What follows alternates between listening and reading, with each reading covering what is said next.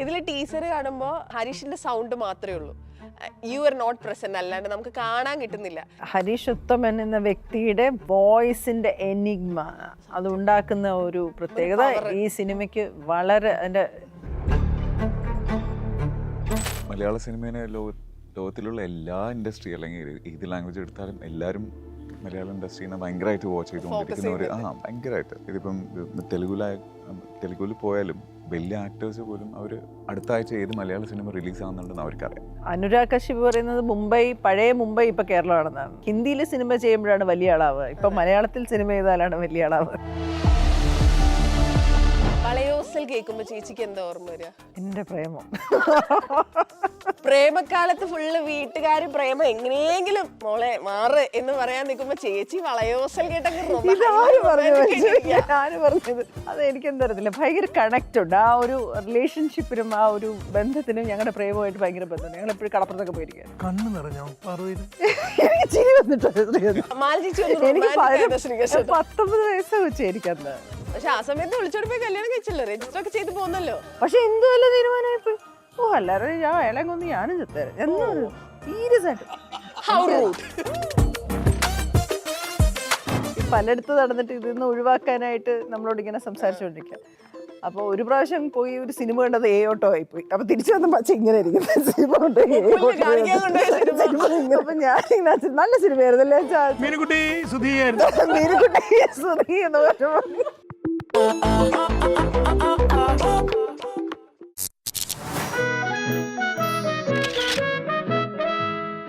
The റൈഡിനെ കുറിച്ചിട്ടാണ് ഇന്ന് lights camera ടോക്കിൽ സംസാരിക്കാൻ പോകുന്നത്. സംസാരിക്കാൻ കൂടെയുള്ളത് റൈഡിലെ താരങ്ങളാണ്. അപ്പൊ ഹരീഷ് ഏട്ടാ, മാല ചേച്ചി and Srikanth, welcome to lights camera talk. ഇതിന്റെ പ്രസ് മീറ്റിന്റെ സമയത്ത് മാലച്ചേച്ചി പറഞ്ഞിട്ട് ഞാൻ മാലച്ചേച്ചിയുടെ ഒരു ഫേസ്ബുക്ക് പോസ്റ്റ് എടുത്ത് നോക്കി. അപ്പൊ അതിലിങ്ങനെ കൃത്യമായിട്ട് എഴുതിയിട്ടുണ്ട്, ഈ സിനിമ നിങ്ങൾ കാണണം, ഇത് അത്യാവശ്യം വിജയം കൈവരിക്കണം എന്ന് എനിക്ക് നല്ല ആഗ്രഹമുണ്ട്. കാരണം ഈ സിനിമയ്ക്ക് വേണ്ടി ഇന്ത്യയുടെ പല ഭാഗങ്ങളിൽ നിന്ന് കുറച്ചധികം നല്ല മനുഷ്യർ കേരളം തെരഞ്ഞെടുത്തു എന്നുള്ളത് കൊണ്ടെന്ന് നമുക്ക് ആ നല്ല മനുഷ്യരെ കുറിച്ച് പറഞ്ഞുകൊണ്ട് തുടങ്ങാം. സത്യം, ഞാൻ എഴുതിയിരുന്ന വാക്ക് എനിക്ക് കൊതിയുണ്ട്. ഈ സിനിമ ജയിച്ചു കാണണമെന്ന് ഞാൻ കൊതിക്കുകയാണെന്ന് ഞാൻ പറഞ്ഞു. ഒരുപാട് ആഗ്രഹിക്കുന്നുണ്ട് ഈ സിനിമ വിജയിക്കണം. അതെന്താണെന്ന് വെച്ചാൽ ഒരു ജെന്യുവിനായിട്ടുള്ള നല്ല മനസ്സുള്ള നല്ല രാഷ്ട്രീയമുള്ള മനുഷ്യരോട് ഭേദചിന്തയില്ലാത്ത ഒരു കൂട്ടം ആൾക്കാർ കേരളത്തിനെ മനസ്സിലാക്കി കേരളത്തിൻ്റെ ഇപ്പോഴത്തെ ഒരു സാംസ്കാരിക അല്ലെങ്കിൽ രാഷ്ട്രീയ ഒരു സാമൂഹ്യ ചുറ്റുപാടും ഇവിടുത്തെ ആൾക്കാരുടെ പ്രത്യേകതയും ഇവിടുത്തെ മതനിരപേക്ഷതയും ഒക്കെ മനസ്സിലാക്കിയിട്ട് അവരിവിടെ സിനിമ ചെയ്യാനായിട്ട് വന്നവരാണ്. എവിടെ നിന്നൊക്കെയാണ്? കാശ്മീരി പണ്ഡിറ്റാണ് പ്രൊഡ്യൂസർ, കാശ്മീരി മുസ്ലിമാണ് പിന്നെ സിനിമറ്റോഗ്രാഫർ. നമ്മൾ ഏറ്റവും കൂടുതൽ കേൾക്കുന്നത് എന്താ? കാശ്മീരി പണ്ഡിറ്റ്സും മുസ്ലിംസും തമ്മിലുള്ള അവിടുത്തെ യുദ്ധവും ഇവർ തമ്മിൽ പെരുമാറുന്നത് കണ്ടാൽ സഹോദരന്മാർ തോറ്റു, അത്ര നല്ല ബന്ധമാണ്. അതുപോലെ ക്രിയേറ്റീവ് പ്രൊഡ്യൂസർ പഞ്ചാബി ആയിട്ടുള്ള ഒരു മുംബൈക്കാരിയാണ് റീന ഓബ്രോയ്. അതുപോലെ ബീഹാറിയാണ് ഒരു എക്സിക്യൂട്ടീവ് പ്രൊഡ്യൂസർ. അത് കഴിഞ്ഞ് റൈറ്റർ വികാസ് റീന ഓബ്രോയ്, ഞാനത് പറഞ്ഞില്ല, അത് ക്രിയേറ്റീവ് പ്രൊഡ്യൂസറിൻ്റെ പേര് റീന ഓബ്രോയ്. മറ്റേത് ദർപ്പൻ എന്നാണ് പ്രൊഡ്യൂസറിൻ്റെ പേര്. മറ്റേ ബാബ. അത് കഴിഞ്ഞ് വരികയാണെങ്കിൽ കന്നഡികയാണ് റൈറ്റർ, നല്ല പാട്ടുകാരനും. പിന്നെ ഞങ്ങളുടെ ഡയറക്ടർ, അദ്ദേഹം മലയാളിയാണ്, ഇരിഞ്ഞാലക്കുടക്കാരനാണ്, പക്ഷേ ബോൺ ആൻഡ് ബ്രോട്ടപ്പ് ഡൽഹിയിലാണ്, അല്ല ബോംബെയിലാണ്, ഇപ്പോൾ താമസിക്കുന്നത് ഗോവയിലാണ്. പോരെ ഏതൊക്കെ സ്ഥലം സത്യം വന്നത് കേരളത്തിലേക്ക്. ശരിക്കും പാൻ ഇന്ത്യൻ സിനിമ. അപ്പൊ ഞാൻ ചോദിക്കട്ടെ, അപ്പൊ ഇവരൊക്കെ കൂടി എന്തുകൊണ്ട് കേരളം തെരഞ്ഞെടുത്തു? നമ്മൾ മലയാളി ആക്ടേഴ്സിനെ വെച്ചിട്ട് സിനിമ ചെയ്യാന്ന് ഫിക്സ് ചെയ്തു. അത് നമ്മളോട് ചോദിച്ചു, നമ്മൾ എല്ലാവരും ചോദിച്ച ചോദ്യമായിരിക്കും, ഞാനും ചോദിച്ചിരുന്നു. അപ്പോൾ അവർ പറഞ്ഞത് മലയാള സിനിമ ഉണ്ടാക്കുന്ന മാജിക്ക്, മലയാള സിനിമയിലാണ് ഏറ്റവും കൂടുതൽ പുതിയ സിനിമകൾ, പുതിയ എക്സ്പെരിമെന്റൽ സിനിമകൾ, പുതിയ കഥകൾ, ഏറ്റവും നല്ല ഓഡിയൻസും ഉള്ളത്. അപ്പം ഞങ്ങൾ ചെയ്യുന്ന സിനിമ അവർ ആദ്യം വിലയിരുത്തട്ടെ, അവർക്ക് ഇഷ്ടപ്പെടുമോ ഇല്ലയോ നോക്കാം, നമ്മുടെ ഒരു കരിയറിന്റെ ഒരു ചലഞ്ച് അല്ലേ എന്ന് പറഞ്ഞു.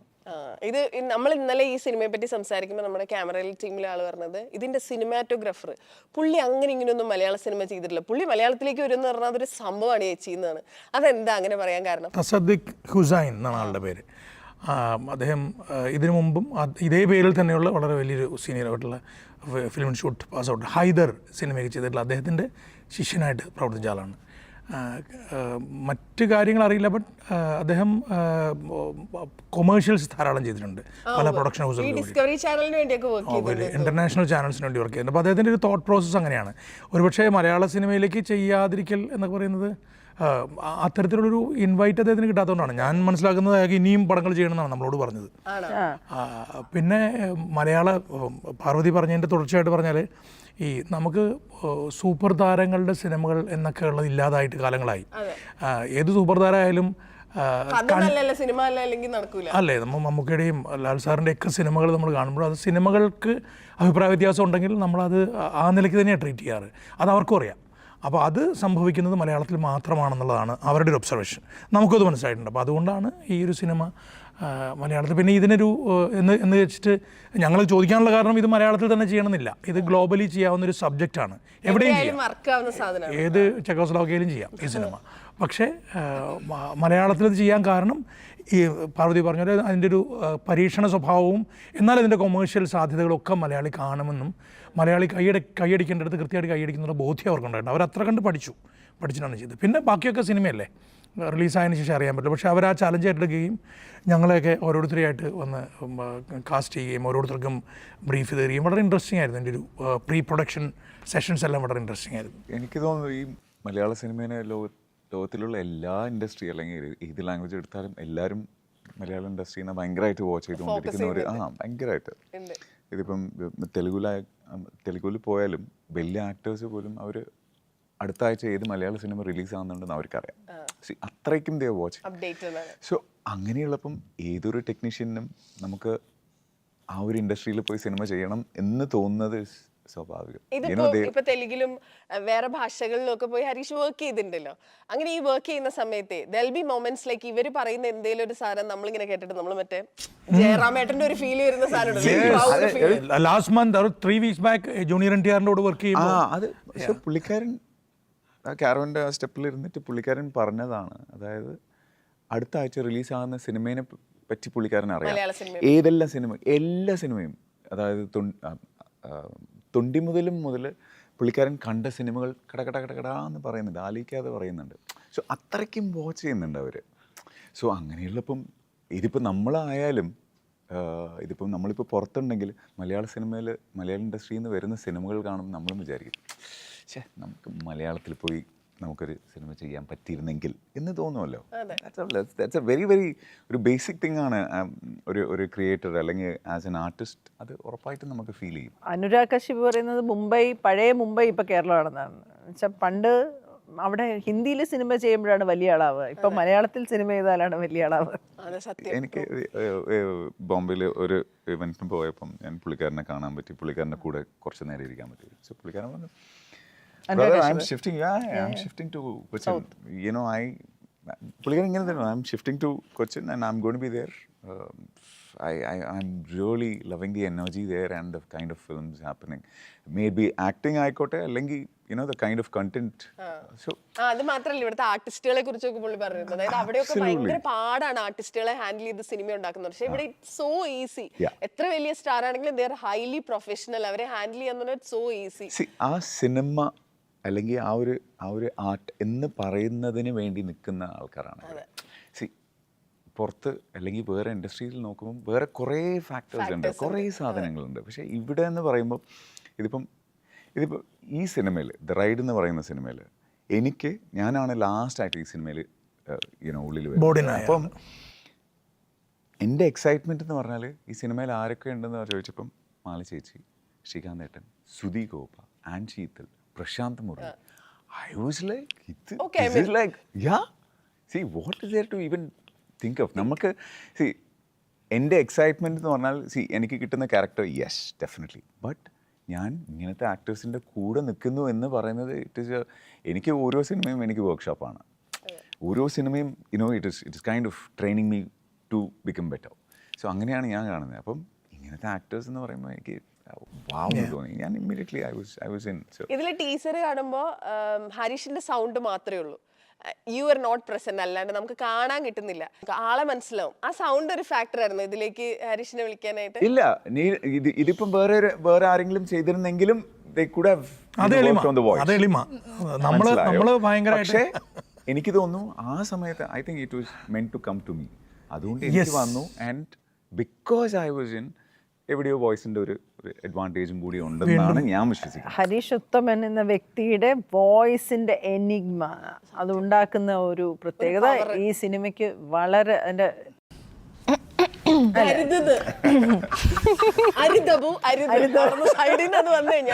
ഇത്രയും കഴിഞ്ഞപ്പോൾ തന്നെ കഴിഞ്ഞു. വേണ്ട പറയണ്ട. പക്ഷെ ഈ സൗണ്ട് ഇത് എവിടെ നിന്ന് വരുന്നു? You I am a fan of this voice. പാട്ട് പാടോ? I am just curious. എനിക്ക് ഇഷ്ടമാണ് പാടാൻ. പാടോ? പാടി നോക്കാം. രസമായിട്ട് തുടങ്ങാം. ഞാൻ ഇതുവരെ പാട്ട് പാടി കേട്ടിട്ടില്ല. ഓക്കെ, സോ നമ്മുടെ സിനിമയിൽ ഒരു പാട്ടുണ്ട്. അതായത് പാട്ട് 1970s-ലുള്ള പാട്ടാണ്. ആ 70s-ലുള്ള. ഞാൻ കേട്ടായിരുന്നു. അതിപ്പോ നസീർ സാറിന് ഷീലാമിന്റെ ഒന്നും ഓർമ്മ വരുന്നില്ല പാട്ട്. അപ്പൊ ആ ഗാനം ഓരോരുത്തരും മുഖമാണ്. ആ ഗാനം മഞ്ജുവിന് ഏറ്റവും ഇഷ്ടപ്പെട്ട ശബ്ദത്തിന്റെ ഉടമ വീണ്ടും ഒന്ന് പാടും. എനിക്ക് പേടിയാവുന്നു.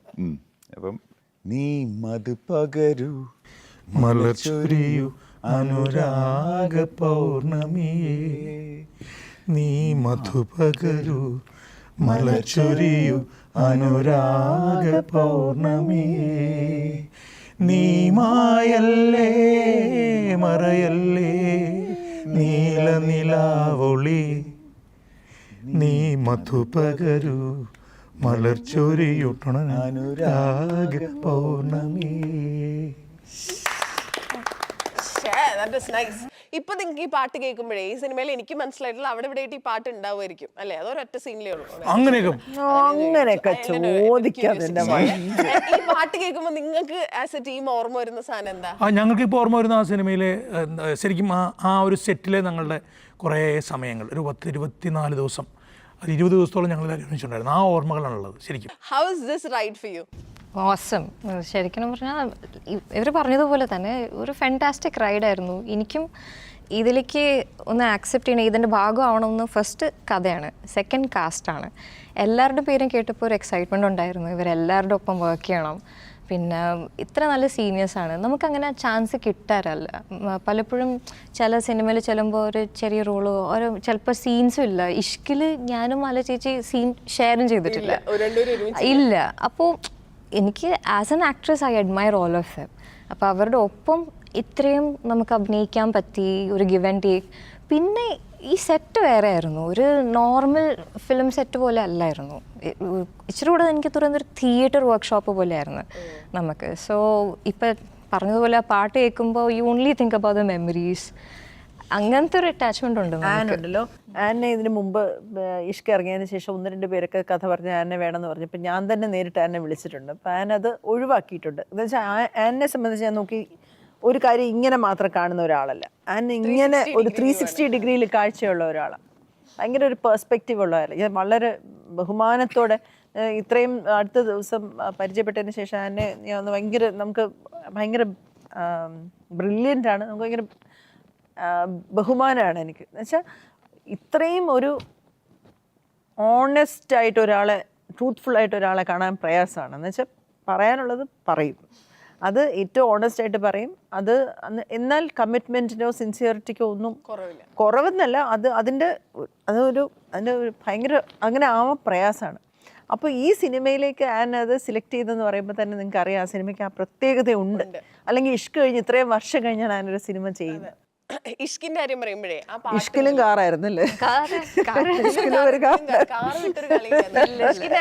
പാട്ട് വാസ് എ ഹ്യൂജ് ഹിറ്റ്. അതെ, അത് നമ്മളൊക്കെ, അതായത് ഈ ഇപ്പോഴും നമ്മൾ കേട്ടുകൊണ്ടിരിക്കുന്ന പാട്ടാണ്. ആ പാട്ട് അയ്യോ ദിസ് ഇസ് മാസിവ് എന്ന് നിങ്ങളുടെ ഇഷ്കിന്റെ ക്രൂവിന് എപ്പോഴാണ് അത് മനസ്സിലായത്? അയ്യോ ഇത് വമ്പ ഹിറ്റായല്ലോ എന്ന്. എനിക്ക് ശരിക്കും തോന്നുന്നു കോവിഡ് സമയത്തിനാണ് നമുക്ക് ആ ഒരു റിയലൈസേഷൻ വരുന്നത്. ഐ മീൻ പടം ഇറങ്ങിയപ്പോൾ റംസാൻ്റെ സമയത്തിനായിരുന്നു എനിക്ക് തോന്നുന്നത്. പക്ഷെ പിന്നെയും ഹിറ്റായി.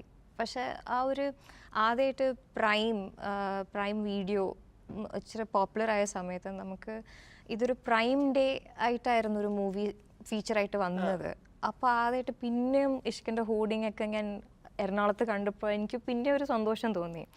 ആദ്യത്തെ ഒരു സെലിബ്രേഷൻ ഒരു എന്താ പറയുന്നത് കെയോട്ടിക് ആയിരുന്നു. നമ്മളെല്ലാവരും പ്രൊമോഷനും ഈ തിരക്കായിരുന്നു. തിരക്കായിരുന്നു. അപ്പോൾ സെക്കൻഡ് ടൈം അത് പിന്നെയും റിലീസ് ആയപ്പോൾ അത് പിന്നെ ഒരു സെക്കൻഡ് ലൈഫിൽ ഇത്രയും പോപ്പുലർ ആയിട്ട് നോർത്ത് ഇന്ത്യൻസും ബാക്കി ഇൻസ്റ്റഗ്രാമും സോഷ്യൽ മീഡിയയിലെ മെസ്സേജ് വരുമ്പോഴാണ് നോർത്ത് ഇന്ത്യൻ റീൽസിലൊക്കെ ഉണ്ടായിരുന്നത്.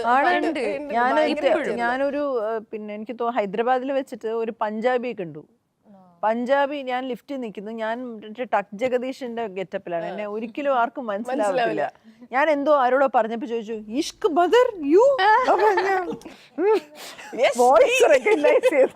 നമ്മുടെ പ്രൊഡ്യൂസർ എക്സിക്യൂട്ടീവ് പ്രൊഡ്യൂസർ റീനം അവരെന്തോ വേറൊരു ഷൂട്ടിന് നോർത്തിൽ എവിടെ പോയപ്പോൾ പൂനെന്ന് വന്നൊരു ക്യാമറമാൻ. അപ്പോൾ പുള്ളിക്കാരൻ ചോദിച്ചു who all are there in your film, and Sheethal is there, Ishq അലി that girl is there in your film. അപ്പോഴാണ് ഞാനും മനസ്സിലാക്കുന്നത് അത്രയൊരു റീകോൾ വാല്യൂ ഉണ്ട്.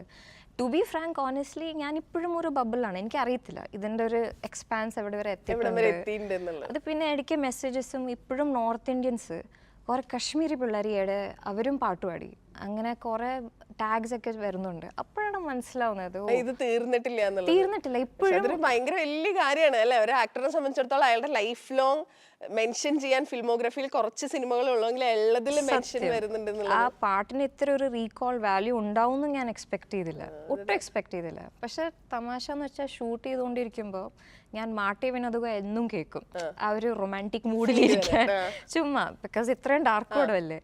പക്ഷേ ഞാൻ ഷെയ്നാണ് ഏറ്റവും കൂടുതൽ ആ പാട്ട് പ്ലേ ചെയ്യുന്നത്. അത് കേട്ട് ഞാനും ഓക്കെ ഈ പാട്ട് കൊള്ളാലോ എന്ന്. പിന്നീടാണ് പാട്ട് നമ്മൾ ഷൂട്ട് ചെയ്തപ്പോൾ പാട്ടില്ല, പിന്നെയാണ് വരുന്നത്. അപ്പോഴാണ് അനുരാജേട്ടൻ പറയുന്നത് എന്നിൻ്റെ സോങ് ജേക്സ് ബിജോയും പിന്നെ സിഡ് ശ്രീറാമാണ്. ഞാൻ പറഞ്ഞേ സെയിം മാട്ടി വിനോദുകയുടെ സെയിം ടീമോ? അപ്പോൾ ഇറ്റ് വാസ് ലൈക്ക് ദാറ്റ്, ഒരു കംപ്ലീറ്റ്ലി അൺഎക്സ്പെക്റ്റഡ് സെറൻഡിപ്പസ് മൊമെൻ്റ് ആയിരുന്നു. അപ്പോൾ കംപ്ലീറ്റ്ലി താങ്ക്ഫുൾ ഫോർ ദാറ്റ്. അങ്ങനെ ഇരിക്കട്ടെ. പാട്ട് ഇനിയും ഹിറ്റ് ആയിരിക്കും, ഇനിയും പല പല ഭാഷകളിൽ നിന്ന് ആൾക്കാർ അത് പാടും. വളയോസൽ കേൾക്കുമ്പോൾ ചേച്ചിക്ക് എന്താ ഓർമ്മ വരിക? എന്റെ പ്രേമം. പ്രേമക്കാലത്ത് ഫുള്ള് വീട്ടുകാര് പ്രേമം എങ്ങനെയെങ്കിലും മോളെ മാറ് എന്ന് പറയാൻ നിൽക്കുമ്പോ ചേച്ചി വളയോസൽ കേട്ടൊക്കെ തമിഴ് പാട്ടല്ലേ പറയുന്നത്? കമലഹാസൻ സാറിന്റെ അതെ, പിന്നെ കല്യാണം രജിസ്റ്റർ മാരേജ് ചെയ്തു. അത് കഴിഞ്ഞപ്പോൾ എന്നെ കൊണ്ടുവന്ന് നാട്ടിൽ വിട്ട് മാറ്റി നിർത്തിയിരിക്കുന്നതാണ്. അപ്പോൾ ഞങ്ങൾക്കൊരു വീഡിയോ പ്ലെയർ ഉണ്ടായിരുന്നേ. അപ്പോൾ അതിനകത്ത് ഈ വളയോസയുണ്ട്. ഇത് ഇങ്ങനെ കാണലാണ് എൻ്റെ 24 മണിക്കൂർ പണി. അതിട്ട് ഇങ്ങനെ കാണുക, അത് കണ്ടോണ്ടേ ഇരിക്കുക. അത് എനിക്കെന്താ അറിയത്തില്ല, ഭയങ്കര കണക്റ്റ് ഉണ്ട്. ആ ഒരു റിലേഷൻഷിപ്പിനും ആ ഒരു ബന്ധത്തിനും ഞങ്ങളുടെ പ്രേമമായിട്ട് ഭയങ്കര ബന്ധമുണ്ട്. ഞങ്ങളെപ്പോഴും കടപ്പുറത്തൊക്കെ പോയിരിക്കുക എന്നുവെച്ചാൽ അങ്ങനെ ഒരു ഇതല്ല, മിക്കവാറും ദൈവം ഉണ്ടോ ഇല്ല എന്നുള്ളതിനെ കുറിച്ച് ചർച്ചയാണ്. പക്ഷെ ആ പ്രേമത്തിന് ഭയങ്കര എത്തിയിസ്റ്റാണ്. ഞാനാണെങ്കിൽ ഭയങ്കര വിശ്വാസിയും. അപ്പോൾ ആ ഒരു അങ്ങനെയൊക്കെയുള്ള കോൺവെർസേഷൻസ് ആണെങ്കിൽ ആ വീഡിയോ പിന്നെ ഇതിന് ഞങ്ങളുടെ പ്രേമമായിട്ട് ഭയങ്കര ബന്ധമുണ്ട്. ഞാനും ഇങ്ങനെ പൂവൊക്കെ വെച്ച് വളയൊക്കെ നടക്കുന്ന ഒരാളായിരുന്നു, സാരി മുഴുവൻ സമയം. കണ്ണ് നിറഞ്ഞോ പാർവതിയുടെ? എനിക്ക് ചിരി വന്നിട്ട് ഞാൻ ഞെട്ടിപ്പോയി. എനിക്ക് 19 വയസ്സാ വെച്ചായിരിക്കും മനസ്സിലായി. ആ സമയത്ത് ഒളിച്ചോടി പോയി കല്യാണം കഴിച്ചല്ലോ, രജിസ്റ്റർ ചെയ്ത് പോകുന്നല്ലോ. ഒളിച്ചോടിയൊന്നും പോയില്ല, രജിസ്റ്റർ മാരേജ് വീട്ടിൽ വന്നു. വീട്ടിലറിയാം? ഇല്ല, വീട്ടിൽ അറിഞ്ഞൂടാ. അത് ഒരു കല്യാണമൊക്കെ അവരങ്ങ് തീരുമാനിക്കുന്ന പോലെയൊക്കെ ഇങ്ങനെ ശ്രുതി. അപ്പോൾ പിന്നെ രജിസ്റ്റർ മാരേജ് കഴിഞ്ഞിട്ട് വീട്ടിൽ വന്നു. ഒളിച്ചോടി പോകാനൊന്നും ഉദ്ദേശിച്ചിരുന്നില്ല, പക്ഷെ വേറെ കല്യാണമൊന്നും നടത്തൂല എന്ന് പറയുന്ന എൻ്റെ സ്റ്റേറ്റ്മെന്റ് മാത്രമേ ഉദ്ദേശിച്ചിരുന്നുള്ളൂ. പിന്നെ അല്ലെങ്കിൽ ഡിഗ്രി പാസ്സാവാതെ കെട്ടിക്കത്തില്ല, അത് എനിക്ക് ഉറപ്പായിട്ടും അറിയാം. വീട്ടുകാർ നല്ലോണം ശ്രമിച്ചു അല്ലേ? അങ്ങനെ പറയാൻ പറ്റില്ല. അച്ഛൻ എന്നോട് പറഞ്ഞത് പിന്നെ ഞാൻ നീ തീരുമാനിച്ചോ നീ, അതായത് എൻ്റെ മാമനുണ്ട് സുഗുണേന്ദ്രൻ എന്ന് പറഞ്ഞപ്പോൾ മാമൻ എൻ്റെ അടുത്ത് വന്ന് ചോദിച്ചു എന്താണ് നടക്കുന്നത്. അപ്പം ഞാൻ ഈ രജിസ്റ്റർ മാരേജ് കഴിച്ചിട്ട് പിറ്റേ ദിവസം വീട്ടിൽ വരുമ്പോൾ കത്തുകൾ കൊണ്ട് കൊടുക്കുന്ന മാമനെയാണോ? യു മീൻ ദാറ്റ് മാമൻ? ഇല്ല, കത്തുകൊണ്ട് കൊടുക്കുന്ന മാമനല്ല, കത്തുകൊണ്ട് കൊടുക്കുന്ന മാമനല്ല, ചേട്ടനായിരുന്നു. അതായത് ആ വീട്ടില് ഞങ്ങളെ മാറ്റി നിർത്തിയിരുന്നില്ലേ അച്ഛനമ്മ. അപ്പം കല്യാണം രജിസ്റ്റർ മാരേജ് കഴിഞ്ഞ് ഞങ്ങൾ വന്നപ്പോൾ എല്ലാവരും അച്ഛൻ്റെ 7 സിസ്റ്റേഴ്സ് അവരുടെ എല്ലാം മാമന്മാരെല്ലാം വീട്ടിൽ ഇരിക്കുന്നു. മറ്റേ രജിസ്റ്റർ ചെയ്ത പേപ്പർ ഓടിയിട്ടുണ്ട്. ഞാനിങ്ങനെ എന്തോ ഒരു കണ്ടപ്പോഴേ എനിക്ക് ഐറ്റം പിടികിട്ടി. ഞാൻ നേരെ മുറിയിൽ പോയിരുന്നു. കുറേ നേരം കഴിഞ്ഞപ്പോൾ സുഗുണമ്മാവനെയാണ് എനിക്ക് ഏറ്റവും പേടിയും റെസ്പെക്റ്റും. അപ്പോൾ അദ്ദേഹം മോളിൽ വന്ന് മോളെ ഒരു കാര്യം പറയണം, എന്താണ് ഇത് ഇങ്ങനെ നടക്കുന്നത് എന്താണെന്നൊക്കെ ചോദിച്ചു. എന്താണ് നിൻ്റെ തീരുമാനം, ഇറങ്ങിപ്പോവാനാണോ എന്താ ഉദ്ദേശം? മറ്റേ ഇറങ്ങിപ്പോവാനൊന്നല്ല മാമ, ഇവിടെ ഭയങ്കര കല്യാണാലോചനയൊക്കെ ഉള്ളൂ. അപ്പം ഞാൻ ഇങ്ങനെ മുഖത്ത് നോക്കി പറഞ്ഞില്ല മാമ എൻ്റെ തീരുമാനമാണ് ഇങ്ങനെ പറഞ്ഞു. കുറച്ച് നേരം എന്നെ നോക്കിയിട്ട് താഴെ പോയിട്ട് പറഞ്ഞു അവളെ ഇനി നിർബന്ധിക്കണ്ട എന്ന് അച്ഛനോട് പറഞ്ഞു. അപ്പം അച്ഛനെ വിളിച്ചിട്ട് പറഞ്ഞു എനിക്ക് ഇച്ചിരി സമയം തരണം, ഞാൻ പറയുന്നതൊക്കെ നീ അനുസരിക്കണം, പക്ഷേ ഞാൻ നിൻ്റെ കൂടെയാണ്, പക്ഷേ വേറെ ആരോടും പറയരുത് ഇല്ലെന്ന് പറഞ്ഞു. ഇപ്പൊ ആരും അറിഞ്ഞിട്ടുണ്ടാവില്ല അത് കഴിയുമ്പോൾ. ഞാൻ രണ്ടുപേരും പോയില്ലേ, അമ്മയും പോയി അച്ഛനും പോയി, അതല്ല രണ്ടുപേരും പോയില്ലേ. ഉണ്ടാവില്ല എന്തായാലും. അയ്യോ ഞാൻ കുറച്ച് നാൾ കഴിഞ്ഞ് ഞങ്ങൾ കല്യാണം കഴിച്ച് തുടങ്ങിയപ്പോൾ എന്നെ ഒരു മൈൻഡില്ലായിരുന്നു. അവർക്ക് സതീശനെ ആയിരുന്നു മകൻ, കാര്യങ്ങൾ ചേഞ്ച് ആയിരുന്നു. പേഴ്സൺ ആകുമ്പോൾ സതീശനായിരുന്നു മകൻ. അന്തകാലത്ത് അങ്ങനെയൊക്കെ അച്ഛൻ പറയണമെന്നുണ്ടെങ്കിൽ അച്ഛൻ അത്രയും പ്രോഗ്രസീവും പിന്നെ ഭയങ്കര സ്നേഹമുള്ളതുകൊണ്ടായിരിക്കണം അല്ലേ? പ്രോഗ്രസീവ് ആയതുകൊണ്ടാണ് അങ്ങനെ. ഒരു അച്ഛൻ വേറൊരാളായിരുന്നു, പിന്നെ വേറൊരു മനുഷ്യരാണ്. സത്യം. ദാറ്റ് വാസ് റിയലി നൈസ് അല്ലേ? വളയോസലിലാണ് നമ്മൾ നിന്നത്. നമ്മൾ ഇതിന്റെ ഇടയിൽ റൈഡിന്റെ കാര്യം ഇടയ്ക്കൊന്ന് ഒരു ചെറുതായിട്ട് ഭയങ്കര നല്ല മൊമെന്റ് ഉണ്ട്. ഞങ്ങളുടെ അച്ഛൻ്റെ എൻ്റെ ഞങ്ങള് മംഗലം തൃക്കുന്നപ്പുഴ അച്ഛൻ്റെ പെങ്ങളുടെ വീടുണ്ട്. അച്ഛൻ്റെ എന്ന് വെച്ചാൽ അച്ഛൻ്റെ അമ്മയുടെ അനിയത്തിയുടെ വീടുണ്ട്. അപ്പോൾ അതിനകത്തൊരു കടല, അതിനകത്ത് കുറേ കോമഡികളും ഉണ്ട്. ഈ പലയിടത്ത് നടന്നിട്ട് ഇതിൽ നിന്ന് ഒഴിവാക്കാനായിട്ട് നമ്മളോട് ഇങ്ങനെ സംസാരിച്ചുകൊണ്ടിരിക്കുക. അപ്പോൾ ഒരു പ്രാവശ്യം പോയി ഒരു സിനിമ കണ്ടത് എ ഓട്ടോ ആയിപ്പോയി. അപ്പോൾ തിരിച്ചു വന്നപ്പോൾ അച്ഛൻ ഇങ്ങനെ ഇരിക്കുന്നത്, സിനിമ കൊണ്ട് കാണിക്കാൻ കൊണ്ടുപോയ സിനിമ അണ്ടർലൈൻ ചെയ്തിട്ടുള്ള പരിപാടിയാണ്. ഓപ്പോസിറ്റ് ഞാൻ അപ്പൊ ഞാൻ ഇങ്ങനെ നല്ല സിനിമയായിരുന്നല്ലേ മീനുകുട്ടി സുധീയായിരുന്നു. മീനുകുട്ടി സുധീ എന്ന് പറഞ്ഞു. അപ്പോൾ അത് കഴിഞ്ഞപ്പോഴത്തേക്ക് ഒരു കടപ്പുറത്ത് വെള്ളത്തിൽ ഇങ്ങനെ ഇറങ്ങി ഇങ്ങനെ പോയി അച്ഛങ്ങനെ കൈ പിടിച്ച് കുറച്ചിങ്ങനെ ഉള്ളിലോട്ടായി. അപ്പോൾ കുറച്ച് നല്ല ആഴമുണ്ട്. അച്ഛങ്ങനെ അടുത്ത് ഇങ്ങനെ ചോദിച്ച് വേണോ മോളെ നിനക്കിത്? ഞാൻ വേണം അച്ഛ. അതിന് ശേഷം ഒരു ദിവസം പോലും അച്ഛൻ എന്നോട് ചോദിച്ചിട്ടില്ല ഇത് വേണോ, അതിൻ്റെ തീരുമാനം അതാണെന്ന് മനസ്സിലായി. പിന്നെ അച്ഛൻ പറഞ്ഞത് മോളെ കല്യാണം ഒരിക്കലേ നടക്കുള്ളൂ, മനസ്സുകൊണ്ട് നീ തീരുമാനിച്ചില്ലെങ്കിൽ ഇനി ആര് നിർബന്ധിച്ചാലും നീ വേറെ സമ്മതിക്കരുത്. ഞാൻ പറഞ്ഞില്ല, അത് അവസാന കാലം വരെ അങ്ങനെ ആയിരിക്കുമോ? ഞാൻ പറഞ്ഞായിരിക്കും. അത്രയും നിനക്ക് ഉറപ്പുണ്ടോ? ഉറപ്പുണ്ട്. എന്തു അടി ഇത്? ആ ശരി നടക്കട്ടെ. 19 വയസ്സിൽ ഈ തീരുമാനം പറയുന്നത്, പക്ഷെ എന്തു വല്ല തീരുമാനമായിപ്പോയി. ഓ അല്ലാതെ ഞാൻ ഇളം കൊന്ന് ഞാനും ചെത്തേരാ എന്നൊരു സീരിയസ് ആയിട്ട്. എനിക്ക് അങ്ങനെ പറ്റത്തില്ല. ഒരു ജീവന് വിലയുണ്ട്, അതുകൊണ്ടാണ് പുള്ളിക്ക് ആയുസുണ്ട്. അതുകൊണ്ടോ അല്ല ആ പുള്ളിയുടെ നല്ല സതീശനെ സംബന്ധിച്ച് സ്വാതന്ത്ര്യം, ജനാധിപത്യ, സോഷ്യലിസം ഒന്ന് മനസ്സിൽ പതിഞ്ഞ ഒരാളായോണ്ട് എന്നെ മാനേജ് ചെയ്യാൻ പറ്റും. ഞാൻ ആലോചിക്കുന്ന ഈ ഇന്റർവ്യൂ കാണുന്ന, അതായത് ആ സമയത്ത് മാലച്ചേച്ചിക്ക് ആലോചിച്ച ആൾക്കാർ കാണുന്നുണ്ടെങ്കിൽ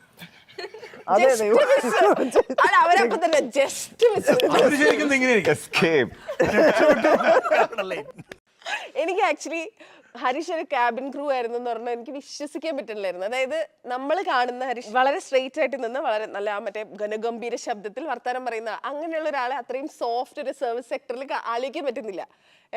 How did you manage that? ഞാൻ വിചാരിക്കുന്ന എൻ്റെ ആദ്യത്തെ സിനിമ, എനിക്ക് സിനിമ എന്ന് പറയുന്ന ഒരു കണക്ഷനും ഇല്ല, പക്ഷേ എനിക്ക് ആദ്യത്തെ സിനിമ വന്നപ്പം എനിക്ക് ഭയങ്കര ഇൻട്രസ്റ്റിംഗ് ആയിട്ട് തോന്നിയത്, ഞാനപ്പം ക്യാബിൻ ക്രൂ ആയിരുന്നു, ക്ലീൻ ഷേവൻ ടക്കൻ ചെയ്ത് പോകുന്ന ഒരു, പക്ഷെ അവിടെ നിന്ന് they said I had to grow my hair, നഖം കട്ട് ചെയ്യാൻ പാടില്ല, you have to become dark, beedi വലിക്കണം, ഇതൊക്കെ പറഞ്ഞു. അപ്പോൾ ഇതൊന്നും ഞാൻ ജീവിതത്തിൽ ചെയ്യാത്ത ഒരു കാര്യമാണ്. അപ്പം എനിക്ക് അതൊരു ഭയങ്കര ചാലഞ്ചാണ്. എനിക്ക് എപ്പോഴും ലൈഫിൽ ചാലഞ്ചസ് ഭയങ്കര ഇഷ്ടമാണ്. അപ്പം സിനിമയിൽ എന്നെ ഭയങ്കരമായിട്ട് ഇൻട്രസ്റ്റഡ് ആക്കിയതിൻ്റെ one of the reason was that. ഒരു പക്ഷേ താന്ന് പറഞ്ഞിട്ട് അതായിരുന്നു ഫസ്റ്റ് സിനിമ കേട്ടോ. 2010 ഡിസംബർ 3 ആയിരുന്നു റിലീസായി. ഇപ്പൊ ഈ തായിൽ അഭിനയിക്കാൻ വരുമ്പോ ഡയറക്ടർ വരുന്നത് ഹരീഷിന്റെ ബ്രദറിനെ കാണാനാണ് അല്ലേ? പക്ഷെ ഈ സോ യു എന്നിട്ട് സിനിമയെ കുറിച്ച് ചോദിക്കുന്നു. അപ്പൊ ജോലി റിസൈൻ ചെയ്യണമെന്ന് പറയുന്നു. യു റിസൈൻ അല്ലേ? എല്ലാം മഞ്ജു തന്നെ പറഞ്ഞു. അല്ല യു റിസൈൻ, ബാക്കി ഞാൻ യു റിസൈൻ. സിനിമ ചെയ്യുന്നു, അത് ഒന്ന് വെൽ പെയ്ഡ് ജോലി, ഭയങ്കര ഗ്ലാമറസ് ഒരു ജോലി റിസൈൻ ചെയ്യുന്നു, ഇത്രയും കഷ്ടപ്പെടുന്നു, സിനിമ ചെയ്യുന്നു. That cinema was not a success. 3 വർഷത്തിൽ വീട്ടിലിരിക്കുകയാണ്. Isn't that ഒരു റോളർ കോസ്റ്റർ റൈഡ്? ഞാൻ ഒന്നും പ്ലാൻ ചെയ്യുന്ന ആളല്ല ജീവിതത്തിൽ. ഇപ്പം അത് ക്യാബിൻ ക്രൂ ആയിക്കോട്ടെ, പ്ലാൻ ചെയ്തതല്ല. ഞാൻ പഠിച്ചത്, എനിക്ക് ബാസ്കറ്റ്ബോൾ ആയിരുന്നു എൻ്റെ ഭയങ്കര മൈ ഫസ്റ്റ് ലവ്. അപ്പം ഞാൻ ബാസ്കറ്റ്ബോളിന് വേണ്ടി എന്ത് വേണ്ടിക്കും ചെയ്യും എന്ന് പറയുന്ന ഒരു പോയിന്റിലായിരുന്നു. അപ്പോൾ അങ്ങനെ ഒരു കോളേജിൽ കോഴ്സ് കിട്ടി. എന്തായിരുന്നു നിനക്ക് എന്ത് കോഴ്സാണ് വേണം ചോദിച്ചപ്പം, സ്പോർട്സ് കോട്ടയിലായിരുന്നു പോയത്, എന്ത് കോഴ്സാണ് വേണമെന്ന് ചോദിച്ചപ്പോൾ ഞാൻ പറഞ്ഞു ഏറ്റവും എളുപ്പമുള്ള കോഴ്സ് ദ ഈസിയസ്റ്റ് കോഴ്സാണ് വേണ്ടത്. അപ്പം അതുകൊണ്ട് എന്ത് ചെയ്യാൻ പറ്റും എന്നുള്ളത് ഞാൻ അപ്പോൾ ആലോചിച്ചില്ല. അപ്പോൾ അറ്റ് ദാറ്റ് പോയിന്റ് എനിക്ക് ബാസ്കറ്റ്ബോൾ ആയിരുന്നു, അതിൽ കോൺസെൻട്രേറ്റ് ചെയ്യണമായിരുന്നു. So I took basketball. അത് കഴിഞ്ഞ് പിന്നെ അതേതായിരുന്നു easiest course? Bachelor of corporate secretaryship. അത് എളുപ്പമാണ്. ഓ ശരി, അത് That was the easiest. Maths ഇല്ലാത്തോണ്ട് എടുത്തത് ആണ്. ബിക്കോസ് ഞാൻ മാത്സിൽ ഫെയിൽ ആയിരുന്നു 10th. അതെ, എനിക്ക് കണക്റ്റോ എനിക്ക് പറഞ്ഞ പോലെയാ. ഞാൻ മാത്സ് ഇല്ലായിരിക്കും വിചാരിച്ചു സുവോളജി എടുത്തു, പക്ഷെ അതിൽ മാത്സ് ഉണ്ടായിരുന്നു. ആണോ? ഓ ഞാനും മാത്സ് ഇല്ലെന്ന് വിചാരിച്ച് സ്റ്റാറ്റിസ്റ്റിക്സ് ഞങ്ങൾക്ക് സബ്ബായിരുന്നു, അതിൽ കണക്കുണ്ടായിരുന്നു. Nice. അതിപ്പോലുള്ള കണക്ക് എനിക്ക് പറ്റൂല എന്റെ പൊന്നാൻ. എന്തോന്നില്ലേ? അപ്പം ഇതൊന്നും ഞാൻ പ്ലാൻ ചെയ്തതല്ല. സോ ഞാൻ പിന്നെ സിനിമയിൽ വന്നു.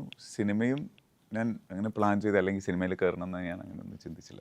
ബട്ട് എവിടെയോ ഞാൻ ബിലീവ് ചെയ്യുന്നുണ്ട് നമ്മുടെ ജേർണി അല്ലെങ്കിൽ destiny will take us wherever we have to go. So I think I live for today and tomorrow. അത് കഴിഞ്ഞിട്ടുള്ള എന്താണെന്ന് വെച്ചാൽ വരട്ടെ. ഈ ക്യാബിൻ ക്രൂസിനെ കുറിച്ചിട്ടേ ഞങ്ങൾക്കറിയാത്ത കുറച്ച് ഫൺ ഫാക്ട്സ് പറഞ്ഞുതരോ? ഞങ്ങൾക്ക് അറിയില്ലല്ലോ നേരിട്ട്, നിങ്ങൾക്കല്ലേ അതിന്റെ ഉള്ളിൽ നടക്കുന്നത് എന്താണെന്ന് അറിയുള്ളൂ. ഇന്നും കുറേ ക്യാബിൻ ക്രൂസ് ഇല്ലേ, അത് ഞാൻ എന്തെങ്കിലും ഫൺ പറഞ്ഞാൽ ഫാക്ട്സ് മതി, രഹസ്യങ്ങൾ വേണ്ട.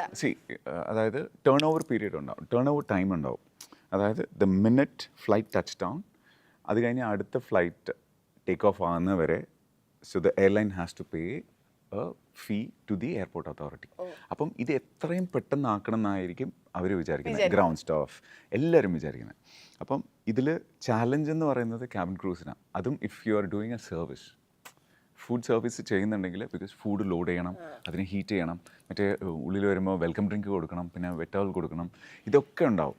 അപ്പോൾ ആ സമയത്ത് ഞങ്ങൾ ചെയ്യുന്ന മ്യൂസിക് ഇടുമായിരിക്കും, ഡാൻസ് ചെയ്തുകൊണ്ടായിരിക്കും ഇതൊക്കെ ചെയ്യുന്നത്, ക്യാബിൻ ക്ലീൻ ചെയ്യുന്ന, പിന്നെ ഫുഡ് ലോഡ് ചെയ്യുന്ന, ഇതൊക്കെ ഉണ്ടാവും.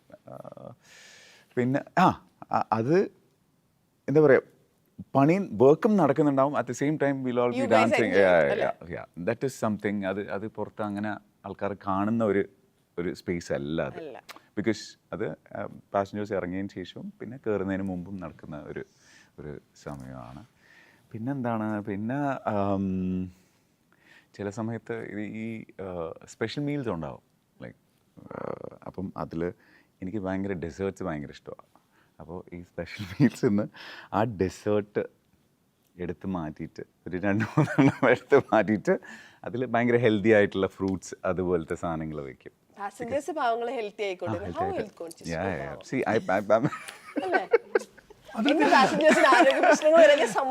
അതിൽ തെറ്റില്ലല്ലോ. അത് കഴിഞ്ഞ് അവർ പോയി പാസഞ്ചേഴ്സ് എല്ലാം ഇറങ്ങി കഴിഞ്ഞു ശരീരം മോശമാക്കുന്നത്. അവർക്ക് നല്ലത് വരണം, അത്രയേ ഉള്ളൂ. നമുക്ക് മോശം വന്നാൽ കുഴപ്പമില്ല. എന്റെ ശരീരത്തിന് ചീത്തയായാലും കുഴപ്പമില്ല എന്നല്ലേ എയർലൈൻകാർ കേൾക്കുന്നുണ്ടോ? അതാ ഞാൻ പറഞ്ഞു, ഇനി ഞാൻ പറയുന്നില്ല. അപ്പൊ പിന്നെ റിസ്ക് ഇല്ല. ശ്രീകാന്ത് ഏട്ടാ, ഡയറക്ടറിനോടല്ല ആക്ടറിനോടല്ല അസിസ്റ്റന്റ് ഡയറക്ടറിനോട് ചോദിക്കട്ടെ. 96 to 2006 ആ സമയത്തല്ലേ പ്രിയദർശൻ സാറിന്? അപ്പൊ തേന്മാവിൻ കൊമ്പത്തൊക്കെ 94 അല്ലേ? 94 ആണ്. അല്ലേ? അപ്പൊ അതിനകത്ത് അസിസ്റ്റ് ചെയ്തിട്ടില്ല? ഇല്ല, അത് കഴിഞ്ഞ ഹിന്ദി റീമേക്ക് സാത് റംഗ് കെ സപ്നയിലാണ് ഞാൻ ജോയിൻ ചെയ്യുന്നത്. അപ്പൊ ഈ കിളിച്ചുണ്ടൻ മാമ്പഴ അതിലൊക്കെ ചെയ്തിട്ടുണ്ട് അല്ലേ? ചെയ്തിട്ടുണ്ട്. ഈ കുറച്ച് സിനിമകൾ, ഞാൻ താഴെ പറയുന്ന കുറച്ച് സിനിമകളിൽ ഞങ്ങൾക്ക് അറിയാത്ത എന്തെങ്കിലും ഒരു സാധനം പറഞ്ഞുതരോ? സിനിമകൾ പറയട്ടെ. ചന്ദ്രലേഖ ലാൽ സാറിൻ്റെ കൂടെ വർക്ക് ചെയ്യുന്നു പറഞ്ഞാൽ എക്സൈറ്റ്മെൻറ്റ് ഇല്ലാത്ത ആരാളെ. അദ്ദേഹം രാവിലെ സെറ്റിലേക്ക് വരുന്നു എന്ന് പറഞ്ഞാൽ തലേദിവസം രാത്രി മുതൽ നമുക്ക് ഉറക്കമുണ്ടാവില്ല. ആൻഡ് എല്ലാം ഡിഫറെൻറ്റ് എക്സ്പീരിയൻസ് ആയിരുന്നു. അതിൻ്റെ സീൻ നമ്പർ 1 മുതൽ കോപ്പി എടുക്കൽ, സാർ എഴുതിയിട്ട് അതിൻ്റെ കോപ്പി എടുക്കൽ എന്ന ജോലി ചെയ്യാനാണ് തുടങ്ങിയത്. അത് പലരും ഇപ്പോഴും അത്ഭുതത്തോടെ ചോദിക്കാറുണ്ട്. ഒരു വലിയ ഫ്ലോറാണത്. ആ ഫ്ലോറിൽ നമ്മൾ പ്രോപ്പർട്ടീസ് അങ്ങോട്ടും ഇങ്ങോട്ടും സാബു സുരേഷ് സാറും അദ്ദേഹത്തിൻ്റെ ബ്രില്യൻ്റ് ആയിട്ട് അസിസ്റ്റൻസും പിന്നെ ഞങ്ങൾ കുറച്ച് അസിസ്റ്റൻറ്റ് ഡയറക്ടേഴ്സൊക്കെ ചേർന്നിട്ടാണ് ആ സെറ്റ് ഓരോ ദിവസവും അങ്ങോട്ടും ഇങ്ങോട്ടും മാറ്റി ചെയ്തിരുന്നത്. പിന്നെ നെടുടി വേണുചേട്ടൻ, innocent ഏട്ടൻ, മാമുക്കോയ, പപ്പു ചേട്ടൻ, M G Soman sir, and Sukumari ചേച്ചി, ഹനീഫക്ക,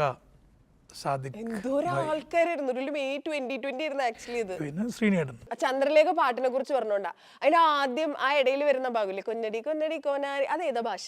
അത് ഗോവൻ ലാംഗ്വേജ് ആണെന്നല്ലേ, കൊങ്കണി.